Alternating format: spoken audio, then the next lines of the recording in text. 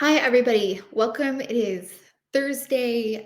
What is today? February the 8th, 2024. I thank you so much for joining me today. This is actually not live today. This is pre recorded. If any of you know me, which many of you do, I am family first. And unfortunately, I am going to be at the high school tonight. My daughter, my oldest, is going into high school in the fall. And so we are doing a tour of the high school this evening at the exact same time as I usually do these lives with you. But I wanted to make sure that I got some information out to you. So I wanted to go ahead and make sure that I put this out there. If there's any information or questions that you have, obviously, I love when we get to talk on the lives. And since I won't be on there, I want to make sure that you guys know that you can chat with me in the comments. I will make sure that I get back to you this evening or anytime that you drop a comment, or you can always email me directly with any questions or thoughts that you have. I always love to have the conversation back and forth. So y'all wish me luck tonight at the high school because time flies and they tell you that when they're little, but you just don't realize how quickly it actually goes. So I'll be excited to get there and get that out of the way. So nonetheless, I want to make sure that we're talking about some things today. Obviously, one of the things that I want to talk about is going to be rates. It's one of the questions that I get asked almost more than anything in regards to real estate. But first, I want to make sure that we touch on the news that it relates right here in Georgia. And a lot of people did not realize that the port of Savannah, which is, south of kind of the suburbs of Georgia that I'm working in, kind of off to the coast, is going to be the port of Savannah. And that has been such a busy port for multiple years. And they're actually going to be expanding, and they're going to be expanding up into Gainesville. So as you can see, it's going to be 104 acres. They say Northeast Georgia, but it's actually going to be in Gainesville. And so what they are kind of planning is that there's going to be a railroad. Norfolk Southern is going to go straight from the port of Savannah, and the rail terminal will open with 9,000 feet of working track and is going to be expanding straight to Gainesville. It's going to be 150,000 container lifts per year. The facility will offset 600 round trip highway miles for every container moved by rail. So they said that their goal in doing this is to really offset the number of trucks and things that are on the highways and on the rail lines. That's what they're going for. On the highways, on 285, going around the city, coming from Savannah and going out.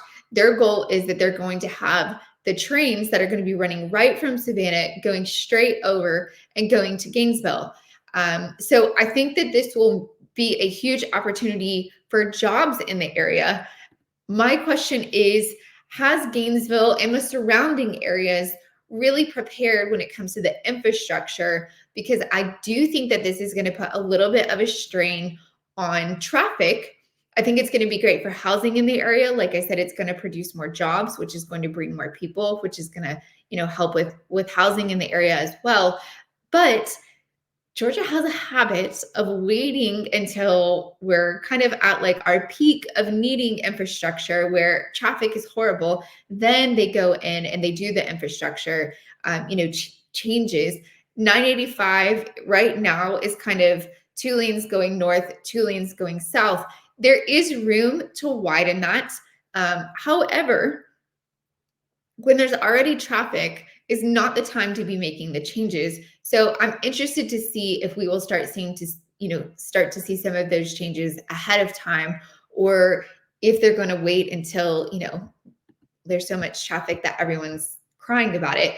So as you can see, some of the peaks that they're talking about offers direct access to 985.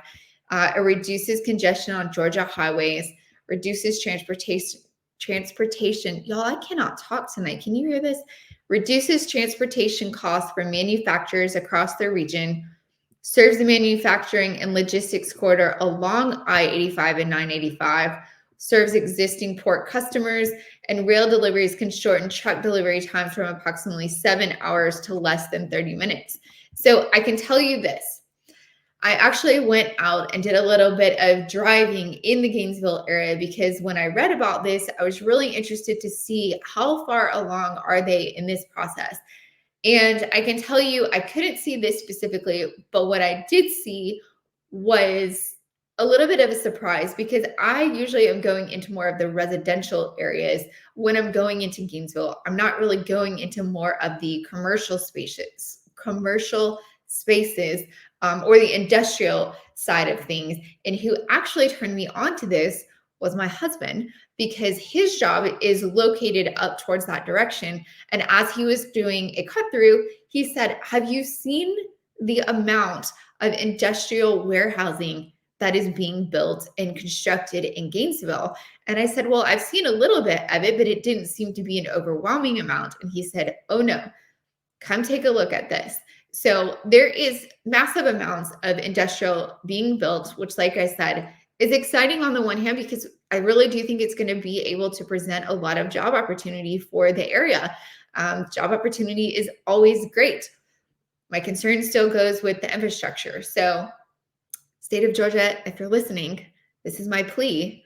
Please go ahead and build the infrastructure. Do not have this like 285 where for the next 20 some odd years, you're doing construction because the people of Georgia do not appreciate it at all. It's just my 2 cents as a Georgia citizen. Thank you. So moving on, because, I think this will be good. We'll just see how it plays out. I wanted to touch on what everybody is asking about, and that's the Federal Reserve. So Jerome Powell came out and spoke last week, and it really seems that anytime the Fed comes on and Powell starts to, talk to the people, interest rates kind of wobble. It's like, I imagine kind of they're shaking in their knees is what it feels like, because for a while we have been pretty consistent and steady when it comes to interest rates. And then every time that Jerome Powell takes the stage and he speaks, interest rates kind of do like this wobble back and forth. And we go up a little bit, then maybe down a little bit, then up again, then down. And can we just stop putting so much emphasis on Jerome Powell? Can we just have a steady hand when it comes to interest rates? Because the back and forth is what I feel like drives people to feel insecure about interest rates. I feel like as they were coming down, a lot of people were really starting to gain confidence when it came to interest rates and what we were seeing, because the last year they kind of soared and then they were down, up, down, up. You just really never knew what to expect. Literally on a day-to-day basis, you would see a shift when it came to interest rates. And that just doesn't give you as a buyer or as a seller, really, because if you're selling, you're most likely going to be turning that corner and being a buyer. It's not giving you the confidence to move forward with making a purchase, because you're just not sure where you're going to be by the time you're actually locking it in. I 100% get that and understand that. That being said, we had kind of been really looking at interest rates coming down, and I think a lot of people were expecting that trajectory to continue. If you've watched any of my lives, you already know my feelings that I didn't feel we were going to see any of those reductions in rates the first quarter of this year. We just have not seen enough retraction in spending in order for that to happen. The Fed is really, their goal is not to focus on real estate. Their goal is to focus on the spending aspect of things. And if the American people are still continuing to spend at higher levels than the Fed feels is beneficial to us, then they're going to continue to leave things as they are, or even raise them if needed, to kind of curb that spending. So thankfully, in the last quarter of 2023, we did see a reduction in spending. And so that's when rates started to come down. Now, last week, we actually went above 7 for just a moment. This week, we're actually back into the 6s as far as interest rates go, which is always a good thing. I feel like if we're in the 6s or lower, we're staying steady. We're doing really well. Again, a lot of people are waiting to see the 2s and 3s, and that's just not going to happen. If we can get into the 5s, that would be miraculous. But I don't think that we will see the 5s until 2025, if you want me to be honest. And obviously, I don't have a crystal ball. I wish I did. And if I did, I would absolutely share it with you. But realistically, this article that I was reading, and obviously I watch Chairman Powell every time he talks, but then I also watch the market completely flip out after he talks. And it says interest rates are coming, just not yet. The Federal Reserve delivered that message Wednesday, first in a policy statement and then in a news conference at which Chair Jerome Powell reinforced the Fed did signal that it's nearing a long-awaited shift toward cutting rates. No longer does its policy statement say it's still considering further rate hikes. So that's the first information we really need to pay attention to. They're not looking at further rate hikes, which is very beneficial. However, they're also not currently looking at rate drops either. They're kind of just holding steady. They're looking at the ground that we're on. Now, my little thing about this is, why, when you were raising rates before, didn't you kind of do that? That would have been extremely helpful if you raised rates and then paused, and then raised rates and then paused. Like, let the market catch up to all of the steady raises that you're doing, all of the hikes that you're doing. However, he is the chairman, not I. So with this, looking at this a little bit further, it says, yet the officials made clear that the first rate cut is likely months away. Their statement said that they don't think it would be time to cut rates until it has gained greater confidence that inflation is moving sustainably to their 2% target. So if you remember months ago, I'm talking like probably this time, 2023, so a year ago, Jerome Powell stated, we will get to our target of 2% at all costs. And somebody asked him, if you throw the market into a recession, is that going to make or break? And he said, again, I state, at all costs, I will get inflation under control and I will get spending under control. So he basically was saying, if this throws us into a recession, so be it. The American people are choosing to continue spending at the rates that they have been, even though I'm raising costs, I'm raising, rates. People are still buying. People are still going on vacation. They're still shopping. Nothing has slowed down, even though inflation is continuing. And so until he's able to get to his target, he's willing to throw us into a recession.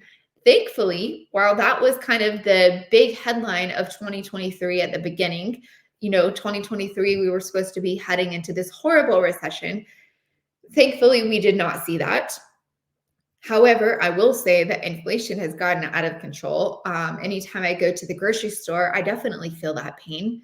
But the good news is, looking at this, they're saying that they're not going to continue to raise rates.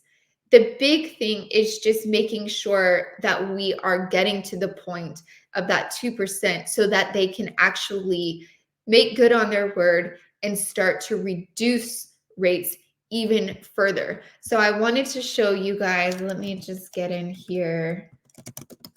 I wanted to show you what's really going on in Georgia specifically. Don't you just love Apple? You put your little fingerprint on there and they just know all of your information. It's a little bit scary. So the market statistics. So I'm going to go to Gwinnett County alone, because if we look at the entire state of Georgia, I feel like it's very false information, because the suburbs versus South Georgia is an extremely different market. So if we're looking at this, you can kind of see around this time, June of 2022, you know what, let's just do 1 year ago. So January of this year, Keep in mind that they have not released for February yet, even though that's what we're in, because they're always going to be releasing the month behind us. So the current average home value in Gwinnett County right now is about $410,000. So that's a little bit off from December at the high of 420. In our peak for quite some time, from June all the way to September, we were at $425,000. Now we're at 410. So we've gone down about $15,000 for the average price point. But if you look at about a year ago, we were at $380,000. So we're still trending upward. I believe if you looked at where we were before, we've risen about 5.5% year over year, which I've told you guys a ton of different times. For Georgia, our typical market is going to rise between 4 to 6% is a healthy market for Georgia. Anything over and above that, that's when we're really leaning into a very, very strong seller's market. And it's just going to get unaffordable again. And that's what happened in the last couple of years. So we don't really want to see anything over 5%. Now, obviously, if you're a homeowner, it sounds great to earn more than 5% because you're making money in your equity. However, you're still a part of society where you're going to have to one day sell that house and be a buyer on the other side. You're still part of society where you're going and having to buy groceries. And so if your equity is gaining at that large of a percent, there are other areas that it is going to hurt you. So it is not healthy for the market to continue to gain at those, double digit numbers. So I'm very happy to see that we've grown year over year about 5%. It gives us a positive that we are still increasing. However, it's at a very normal amount. So new listings, you can see that we were trending down for quite a while. And this has been one of the big issues because you keep hearing about, inventory shortages. And that's kind of where the problem of you keep hearing people talk about the fact that we're still seeing multiple offer situations. It's not that we have such a number of buyers flooding the market. It's that the inventory shortage is such a big deal. We don't have enough homes to provide for the buyers that are out there still purchasing. And so that downward trajectory, you could see that we were on a downward trajectory from June all the way to December when we only had 635 new homes on the market compared to June. We were seeing double that last year. So obviously there's a little bit of seasonality in that. The winter months are always a little bit slower, but now we have gotten back up. We've gained 300 more new listings in January of 2024. My hope is that coming into this spring market, we're going to continue to see that trajectory rising because that will definitely help with home buyers being able to get into homes and not having to compete for the homes that are on the market. So if we look at homes for sale, we're just still kind of plateaued here. But one of the things that I thought was interesting was the days on market. Days on market have gone up to 25 days on market. Now, that's not necessarily a bad number. I think a lot of people are still kind of thinking in their minds that, oh, well, we should be at 2, 3, 4 days on the market because that's what they had seen in previous years. I think a lot of us are kind of having that COVID real estate brain in our mind when it comes to that. And we're just not in that market anymore. 25 to 31 days on market is a traditional market as far as I'm concerned. 31 days is actually a healthy time to have a listing on. It gives people time to come in, maybe come back with their family another time, get an inspection done if they're under contract. So 31 days is not bad. 25 is actually where we're at right now. So I think that interesting part from me looking at this is that home sales are trending down as far as what's coming onto the market, but days on market is lasting longer. So what does that mean exactly? Well, I'm seeing a lot more buyers that are very specific in what they're looking for. The reason being, these interest rates and affordability is kind of narrowing down their home search to maybe homes that they weren't really considering looking at before. So if you were originally looking at homes in the $550 to $600,000 range, and now the interest rates have gone up and it's pushed you into a bracket of maybe you're looking at $400 to $450,000 homes, that's a very different product.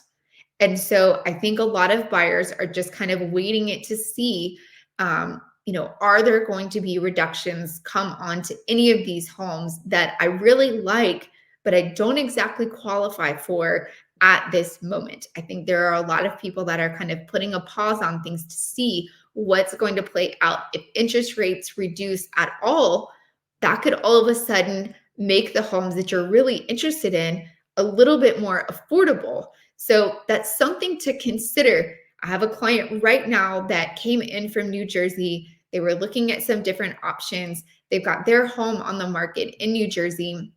And then they were kind of rushing to do things here. And then the contract on their home in New Jersey fell through. So they kind of paused on what they're doing here until they have things ready there. Quite frankly, I think it's healthy for them because I think they were feeling very rushed. And so if they can take their time, it's going to give them a little bit more time to see what interest rates are going to do.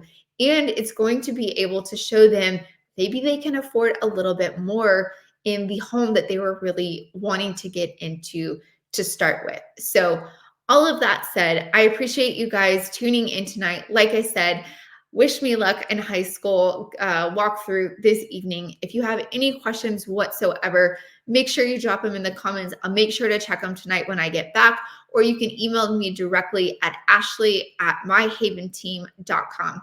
I'll see you guys next week.